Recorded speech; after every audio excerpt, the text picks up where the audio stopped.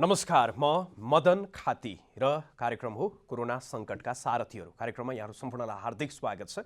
यस कार्यक्रममा हामी यो सङ्कटको घडीमा पनि सही सूचना सही समयमा आम नागरिकहरूसम्म पुर्याउनको लागि लागिराखेका सञ्चारकर्मीदेखि लिएर यो समयमा कोरोना विरुद्धको अभियानमा अग्रमोर्चामा रहिराखेका चिकित्सक अथवा स्वास्थ्यकर्मी, त्यस्तै गरी सुरक्षाकर्मी र यो समयमा यो सङ्कटको घडीमा कोरोनासँग जुझ्नको लागि व्यक्तिगत रूपमा, संस्थागत रूपमा र सरकारभित्रै रहे पनि विभिन्न पदहरूमा रहेर काम गरिराखेका विभिन्न व्यक्तित्वहरूलाई पनि समेटिराखेका छौँ र उहाँहरूले गरिराखेको काम पनि यहाँहरू समक्ष हामीले प्रस्तुत गरिराखेका छौँ। कोरोना सङ्कटको सुरुवातकालीन समयदेखि नै हामीले त्यस्ता व्यक्तित्वहरूलाई यस कार्यक्रममा समावेश गरिराखेका छौँ जसले यो सङ्कटसँग जुझ्नको लागि र यो सङ्कटलाई संयुक्त रूपमा पराजित गर्नको लागि पहल गरिराख्नु भएको छ र त्यस्ता व्यक्तित्वहरूलाई यस कार्यक्रममा हामीले समेटिराखेका छौँ र आजको कार्यक्रममा पनि हामीसँग त्यस्तै व्यक्तित्वहरू हुनुहुन्छ। यहाँहरू समक्ष उहाँहरूले गरिराखेको पहल, उहाँहरूले गरिराखेको प्रयासको विषयमा यहाँहरूलाई हामी प्रस्तुत गर्नेछौँ र यति बेला हामीसँग नयाँ पत्रिका दैनिकका सम्पादक उमेश चौहान हाम्रो प्रत्यक्ष सम्पर्कमा हुनुहुन्छ। उमेशजी, यहाँलाई कार्यक्रममा स्वागत छ। धन्यवाद। अहिले अब सञ्चारकर्मीहरूको भूमिका पनि स्वास्थ्य कर्मीहरू अग्रमोर्चामा हुनुहुन्छ भने सुरक्षाकर्मीहरू लकडाउन प्रभावकारी ढङ्गले कार्यान्वयनको लागि लागिराख्नु भएको छ भने तपाईँ हामी पनि सही सूचना सही समयमा आम नागरिकलाई पुर्याउनको लागि लागिराखेका छौँ। नयाँ पत्रिका आजको दिनमा निकै लोकप्रिय र साथसाथमा सबैभन्दा बढी पढिने मध्येको एक पत्रिका पनि। यहाँ आफ्नै भूमिका चाहिँ सम्पादकको रूपमा लकडाउन नहुँदै गर्दाखेरि, स्थिति सामान्य हुँदै गर्दाखेरि र आजको दिनमा चाहिँ कतिको फरक छ कि उस्तै छ, के छ? धन्यवाद। जसरी यहाँले विषय सुरुवात गर्नुभयो, हामी र हाम्रो देश मात्रै होइन, दुनियाँ अहिले अभूतपूर्व सङ्कटमा छ र यो सङ्कटमा भएको अवस्था सबै जनताले महसुस गरिरहेका छन् र पत्रकारहरू, सञ्चारकर्मीहरू पनि सामान्य मानव, थप अथवा कम, अरूभन्दा कम संवेदनशील अथवा अरूभन्दा बढी संवेदनशील मानव होइनन्, सामान्य मानव हुन्। त्यस कारणले समाजका दुःख सुखले पत्रकारलाई पनि प्रभावित गर्छ। र अर्को कुरा के छ भने, जस्तो यस्तो बेलामा सुरक्षाकर्मी, स्वास्थ्यकर्मी जस्तै त्यही पङ्क्तिमा सञ्चारकर्मीहरू पनि जुटिरहनु भएको छ र सञ्चारकर्मीको अहिले भूमिका अझ महत्त्वपूर्ण के छ भने, विभिन्न किसिमका अनलाइन मात्रै नभएर सामाजिक सञ्जालबाट फेक न्युजहरू आइरहेका छन्, त्रास बढाउने खालका। त्यसकारणले खास कोरोनाको प्रभाव कति हो, कति मात्रामा फैलिएको छ भनेर जनतालाई आधिकारिक सूचनाको आवश्यकता छ र त्यस्तो सूचना प्रभाव गर्नको लागि तपाईँ हामी जस्ता सञ्चारकर्मीको अझ ठुलो महत्त्व छ। अर्को के छ भने, जस्तो एउटा मान्छेहरूबाट के अवस्था सिर्जना भइरहेको छ र सरकारबाट अथवा राज्यबाट के एउटा अपेक्षा गरिएको छ भने, यस्तो बेलामा सकारात्मक समाचार प्रभाव गर्नुपर्छ र सरकारलाई सहयोग गर्नुपर्छ भने अवश्य सञ्चारकर्मीहरूले यो बेलामा, यो सङ्कटको घडीमा राज्यलाई, सरकारलाई सहयोग गर्नुपर्ने हो। तर सञ्चारकर्मीले कस्तो सहयोग गर्ने? सरकारको आँखा थुन्नलाई, सरकारको आँखालाई अथवा कान थुन्नलाई होइन। किन भन्दा सरकार भनेको जोसुकैको नेतृत्वमा भए पनि सरकारका लिमिटेसन हुन्छन्, त्यसका संयन्त्रका लिमिटेसन हुन्छन्। ती सरकारले जहाँ आफ्नो आँखा पुर्याउन सकेको हुँदैन, जहाँ ध्वनि सुन्न सकेको हुँदैन, ती ध्वनि ल्याएर सरकारलाई सुनाउने, ती दृश्यहरू ल्याएर सरकारलाई देखाउने र त्यहाँ कमी कमजोरी भएको छ है, त्यहाँ उपचारको आवश्यकता छ, त्यहाँ राहतको आवश्यकता छ, त्यहाँ उपचारको आवश्यकता छ, त्यहाँ इक्विपमेन्टको आवश्यकता छ भनेर देखाउने काम हो र त्यो काम हाम्रो नेपाली मिडियाले असाध्यै जिम्मेवारीका साथ गरिरहेको छ भन्ने मलाई लाग्छ। जस्तो यहाँले भन्नुभयो, सञ्चारकर्मीको रूपमा अथवा पत्रकारको रूपमा राज्यको दृश्य नपुगिराखेको क्षेत्रमा चाहिँ त्यो राज्यसम्म ल्याइ पुर्याउने जुन भूमिकाको सन्दर्भ छ, तर आजको दिनमा पनि सरकारबाट आम पत्रकारिता जगतलाई जसरी हेरिराखिएको छ अथवा प्रधानमन्त्रीले जसरी हेरिराख्नु भएको छ, यो विषयमा चाहिँ हिजोको जस्तो प्रधानमन्त्रीसँगको त्यो विशेष संवादमा पनि केही सुनियो। पत्रकारहरूले आजको दिनमा चाहिँ विषयलाई अलिक त्रसित तरिकाले, अतिरञ्जित तरिकाले पनि प्रस्तुत गरे, जसले गर्दाखेरि चाहिँ जो सङ्कटको विरुद्धमा सरकारी स्तरबाट खटिराख्नु भएको छ उहाँहरूलाई त्यसले हतोत्साहित गर्ने हो कि भन्ने कोड पनि कता कता उहाँको त्यो भाव पनि त्यस्तो देखिन्थ्यो। यसमा चाहिँ के छ, के गर्नु पर्ला? प्रधानमन्त्रीले जे कुरा राख्नुभएको छ उहाँको चिन्तालाई हामीले ध्यान दिनुपर्ने आवश्यकता छ। तर दुर्भाग्य के छ भने सञ्चार माध्यमहरूले जे समाचार ल्याइरहेका छन्, जस्ता राजमार्गमा खाली खुट्टा, फाटेका चप्पल मात्र होइन, खुट्टाका छाला फाटेर रगततप्त पुवाउँदै मजदुर हिँडिरहेका छन्, ती नेपाली होइनन्। ती नेपाली जनताप्रति यो देशका राजनीतिक दलहरूको, यो देशको संयन्त्रको, यो देशको सरकारको र यो देशको प्रधानमन्त्रीको दायित्व छैन? अवश्य पनि छ र उहाँ त्यसको लागि लागिरहनु भएको छ भन्ने कुरामा शङ्का छैन।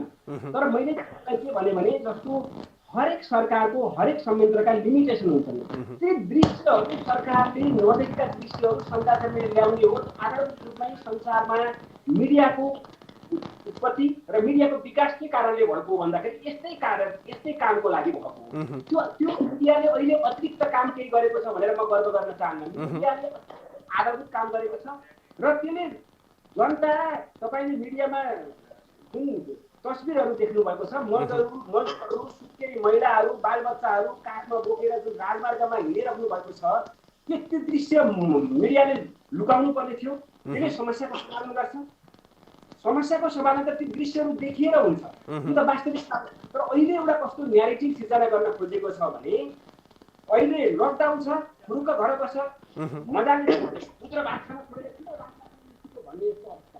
त्यो अवस्था एउटा मजदुरहरूको नेतृत्व गरेर त्यत्रो सङ्घर्ष, वामपन्थी आन्दोलन, त्यसपछि चाहिँ जनयुद्ध गरेको पार्टीको मिलेर बनेको सरकारले त्यसमा मन्त्रीहरूले यस्तो अभिव्यक्ति दिनु सक्ने पनि अलिकति नरमाइलो अवस्था हो। किन भन्दाखेरि ती जनताहरू सरकारलाई देखाइदिउँ भनेर पहिला भेटेका हुन्। पछि चुनावको बेलामा यस्तो भाडाका बस्ने मजदुरहरूको साथ यस्तो तयारी पाउने ती मान्छेहरू पहिला हिँडिरहेका छन् र ती उमेशजी, यहाँको आवाज हामीले प्रश्न सुन्न सकिराखेका छैनौँ र म प्राविधिक कक्षमा भएको साथीहरूलाई पनि आग्रह गर्न चाहे कि उहाँको आवाज चाहिँ अलिक प्रष्टसँग सुनिने हिसाबले त्यसको पनि उहाँहरूले प्रयास गरिराख्नु भएको छ र त्यो प्रष्ट आवाज आइसकेपछि उहाँसँग हामी संवादको प्रयास गरिराखेका छौँ।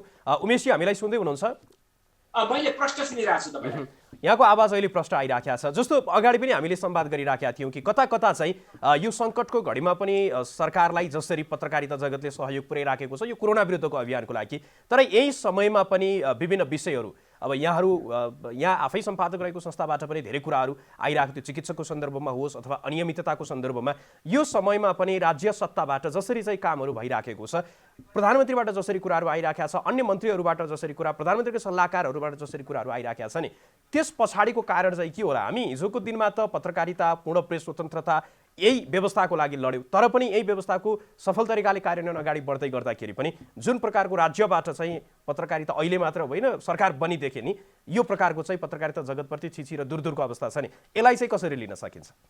म यसो हेर्छु जस्तो कस्तो भने मिडिया भनेको एउटा चौथो अङ्ग भनिन्छ। त्यसले आफूले प्रकाशन र प्रसारण गर्ने सामग्रीको जवाबदेहिताबाट उन्मुक्ति पाउनु हुँदैन। हामीले छाप्ने अथवा प्रसारण गर्ने कुनै पनि सामग्रीप्रति त्यसको जिम्मेवारी बोध र त्यसको जवाबदेहिता हामीले स्वीकार्नै पर्छ। हामीले कस्ता सामग्री दिएका छौँ कि छैनौँ, त्यसले एउटा भास्ट मेजोरिटी अफ पिपललाई त्यसले सर्भ गर्छ कि गर्दैन भन्ने विषयमा हामी चिन्तित हुनुपर्छ। त्यसमा हाम्रो सरकार हुनुपर्छ र हामी माथि उठेका औँलाहरूलाई पनि हामीले निषेध गर्नु हुँदैन, त्यसलाई हामीले छलफल गर्नुपर्छ र ती हामीबाट कमी कमजोरी भएका छन् भने अवश्य पनि त्यसमा हामीले चिन्ता र चासो गर्नुपर्छ र त्यसलाई सच्याउनुपर्छ। तर अहिले के भएको छ भने आधारभूत रूपमै मिडियाले गरेको काममाथि औँला उठाउने कुरा भएको छ नि, त्यो चाहिँ एउटा डरलाग्दो अवस्था हो। र त्यसले मदनजी मलाई के लाग्छ भने त्यसले एउटा अर्को पृष्ठभूमिमा पनि राज्य कुनै पृष्ठभूमिमा पनि तयार पार्न लागेको छ कि भन्ने आशंका छ। यो एक दिनमा 2-4 दिनमा ती कुराहरू खुलासा पनि हुँदै जालान्। किन भन्दा तिनीहरूले सडकमा हिँडेका मजदुरको फोटो ल्याएर देशको बदनामी गर्ने भनेर प्रश्न सोधेको छ। पत्रकारिताले मजदुरको फोटो छाप्छ, किसानको फोटो छाप्छ, श्रमजीवीको फोटो छाप्छ, विद्यार्थीको, अभिभावकको, सबैको माग लिएर आउँछ। तब न त्यो कुरा तब न राज्यसम्म पुर्याउन सक्यो भने तब न त्यो पत्रकारिता हो। त्यो आधारभूत कुरामै क्वेसन उठिरहेको छ। अर्को कुरा के हुन्छ भने जहाँ भ्रष्टाचार भएको छ जस्तो स्वास्थ्य सामग्री खरिदमा, त्यो खरिदमा सम्पूर्ण रूपमा मान्छेहरू यो सिस्टममा भएका सम्पूर्ण मान्छे भ्रष्ट हो। मिडियाले त्यसो भनेको छैन। मिडियाले के भनेको छ भने यो ठाउँमा बदमासी भएको छ, प्रधानमन्त्रीज्यू त्यसमा नजर लाउनुहोस्, दोषीलाई कारबाही गर्नुहोस्। मन्त्रीज्यू त्यहाँ गडबड भएको छ, त्यहाँ स्वास्थ्यकर्मीलाई अहिले हतोत्साही बनाउने काम भएको छ, त्यो नगर्नुहोस्। मिडियाको त्यो प्रारम्भिक दायित्व। तपाईँले जुन एकजना चिकित्सकको कुरा गर्नुभयो, अहिले देश सङ्कटमा भएको बेलामा हामीसँग स्रोत साधन मानव जनशक्तिको कमी छ भन्ने त तपाईँ हामी सबैलाई थाहा छ। यस्तो बेलामा हामीसँग सरुवा रोग, संक्रामक रोगको विशेषज्ञ डाक्टरहरू अत्यन्तै कम छन् र अस्पताल पनि कोभिड अस्पताल अहिले काठमाडौँको टेकु अस्पताल, त्यहाँ भएका सीमित डाक्टर मध्ये एकजना डाक्टर शेरबहादुर पुनलाई अहिले मन्त्रालयमा हाजिर गराउनु पर्ने कारण के थियो? यी विषयमा मिडियाले नलेखेको भए मिडियाले लेख्यो भनेर आलोचना भएको छ त्यसलाई हामीले चाहिँ सम्मान गर्नुपर्छ। तर मिडियाले नलेखेको भए ती मान्छे ती डाक्टर अहिले मन्त्रालयमा हाजिर गरिरहेका अवस्थामा मन्त्रीको ढोकामा सचिवको ढोकामा कतिखेर मन्त्री आउनुहुन्छ कतिखेर सचिव आउनुहुन्छ नमस्ते गरौँ हिँडौँ भन्ने अवस्थामा हुन्थ्यो। एउटा डाक्टरलाई मन्त्रालयमा लगेर त्यहाँ हाजिर गराउने त्यहाँ ठिक लगाउने त्यहाँ तह लगाउने प्रवृत्तिलाई निरुत्साहित गर्नुपर्छ। यो सब काम प्रधानमन्त्रीबाट भएको छ मन्त्रीबाट भएको छ षड्यन्त्रपूर्वक भएको छ हामी त्यसो भन्दैनौँ। तर जहाँ भएको छ त्यसलाई सम्बोधन गर्ने काम प्रधानमन्त्रीको मन्त्रीको हाम्रो सिस्टमको त्यसमा मिडियाले अहिले मिडियालाई पनि हतोत्साही गराउने कोसिस भइरहेको छ। तर परीक्षा यो बेलामा सरकारको परीक्षा जसरी भइरहेको छ मिडियाको पनि परीक्षा भइरहेको छ। मिडिया अझ निर्भीकताका साथ आफ्नो कर्ममा जुट्नुपर्छ डट्नुपर्छ भन्ने मलाई लाग्छ। हस्, यहाँले आफ्नो महत्त्वपूर्ण समय हामीलाई उपलब्ध गराइदिनु भयो र अहिलेको आजको समयमा चाहिँ पत्रकारहरूले गरिराखेको काम कारबाही र यो सङ्कटसँग जुझ्नको लागि गरिराखेको प्रयासको विषयमा पनि जानकारी गराइदिनु भयो। यहाँको महत्त्वपूर्ण समय र संवादको लागि धेरै धेरै धन्यवाद उमेशजी। यहाँलाई पनि धेरै धेरै धन्यवाद।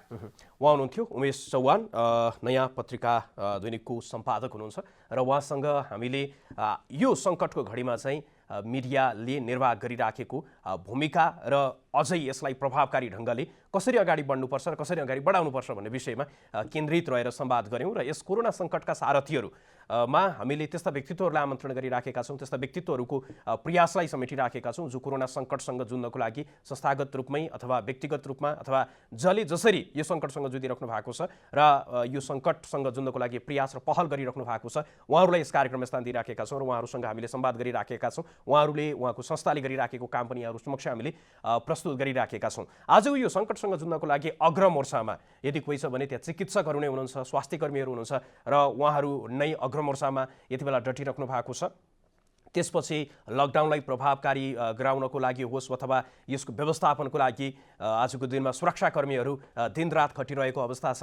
सञ्चारकर्मीहरू पनि सूचना सम्प्रेषण गर्नको लागि र सही सूचना सही समयमा पुर्याउनको लागि राज्यको दृश्य नपुगिराखेको ठाउँमा राज्यको दृश्य पुगोस् भन्नको लागि पनि राज्यको नजर त्यहाँ पनि पुग्योस् भन्नको लागि काम गरिराखेको अवस्था छ। प्रधानमन्त्रीले आफै पनि हिजोको सम्बोधनमा केही सरकारको नियन्त्रण भएका सञ्चार माध्यममा रहेका पत्रकारहरूसँगको संवादमा उहाँले जसरी बताउनु भयो कि जे देखिराखेको छ कि जिल्ला प्रशासन कार्यालयले देखिराखेको छैन अथवा प्रहरी प्रशासनले देखिराखेको छैन, यो पत्रकारहरू कहाँबाट त्यो स्थानमा पुगिराखेका छन्। पत्रकारको जिम्मेवारी पनि त्यही हो कि जहाँ चाहिँ स्थानीय स्तरको सरकारको, स्थानीय सरकारको, प्रदेश सरकारको, त्यस्तै गरी प्रहरी प्रशासनको नजर नपुगिराखेको ठाउँमा नै ती दृश्यहरू पत्रकारले आजको दिनमा बाहिर ल्याइराखेको अवस्था छ। यो प्रधानमन्त्रीकै भाषालाई सापट लिँदाखेरि पनि उहाँले भनेको कुराले सापट लिँदाखेरि पनि उहाँले आफैले पुष्टि गरेका कुरा कि यस्तै काम चाहिँ आजको दिनमा पत्रकारहरूले गर्न पनि आवश्यक छ। राज्यको नजर नपुगिराखेको ठाउँमा चाहिँ हामीले आवाज पुर्याउन आवश्यक छ।